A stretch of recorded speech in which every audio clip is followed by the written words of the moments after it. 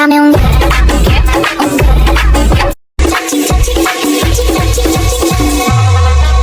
আলম হাসানের জন্য নাকি এখন বর্তমানে মুক্তার মনটা ছটফট করে।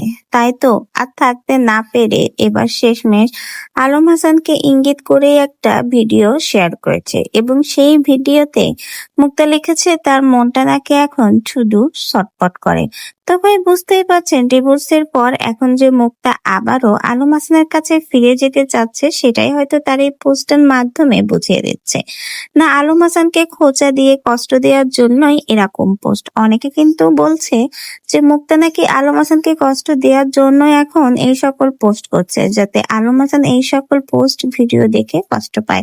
আবার অনেকেই বলেছে আলম হাসান যে মুক্তাকে ভুলে গেছে, বর্তমানে মুক্তাকে নিয়ে তেমন আর কোনো কথা বলছে না, চুপ রয়েছে, সেটাই যেন মুক্তার সহ্য হচ্ছে না। তাই তো রীতিমতো বিভিন্ন পোস্ট ভিডিওর মাধ্যমে ইঙ্গিত দিচ্ছে আলম হাসানকে যেন আবারও আলম হাসান মুক্তাকে নিয়ে কোনো কথা বলে। সোশ্যাল মিডিয়াতে বেশ কিছুদিন যাবতই আলম হাসান আর মুক্তাকে নিয়ে বেশ আলোচনা চলছে। তার প্রধান কারণ হলো হঠাৎ করে আলম হাসান আর মুক্তার ডিভোর্স হয়ে যায়। এই পর্যন্ত আলম হাসানের 4টা বিয়ে হয়েছে, কিন্তু একটা সংসারও সে করতে পারেনি। তার প্রধান কারণ হলো আলম হাসান নাকি তার প্রত্যেকটা বউকেই অতিরিক্ত সন্দেহ করে, চরিত্রও ঠিক না, আর এই জন্যই নাকি তার প্রত্যেকটা সংসারই ভেঙে যায়। এবারও তাই হয়েছে। বিয়ের প্রথম থেকেই মুক্তার উপরে অতিরিক্ত চাপ এবং অতিরিক্ত প্রেসারে রাখার জন্য কিন্তু মুক্তা বিয়ের কিছুদিনের মাথায় আলম হাসানের সংসার ছেড়ে গিয়েছে। অনেকেই বলছে আলম হাসানেরই দোষ, কারণ মেয়ে একজন খারাপ হতে পারে, স্ত্রী একজন খারাপ হতে পারে, চারজন তো আর খারাপ নয়।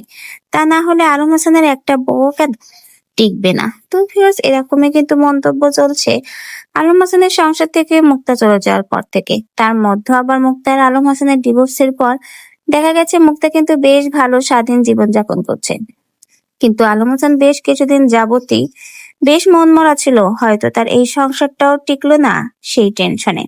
কিন্তু ভাই এখন দেখা গেছে প্রতিনিয়ত বিভিন্ন ভিডিও পোস্টের মাধ্যমে মুক্তা কিন্তু আলম হাসানকে ইঙ্গিত দিয়ে ইনিয়ে বিনিয়ে খোঁচা দিয়ে ভিডিও করছে। এত কিছু দেখার পরেও কিন্তু আলম হাসান চুপ।